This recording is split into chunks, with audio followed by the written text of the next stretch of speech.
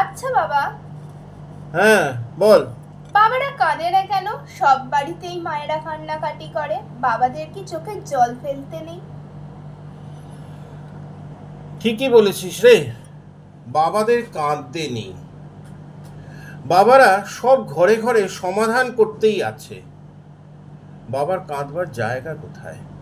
এই দেখ না, যখন গণেশের মাথা কাটা গেল তখন দুর্গা কত কান্নাকাটি করলো, কিন্তু শিব সমাধান করতে ব্যস্ত। কি করা যায়, কি করা যায়। বাবাদের সমাধান করতেই ব্যস্ত থাকতে হয়, তারা কাঁদবার জায়গা খুঁজে পায় না।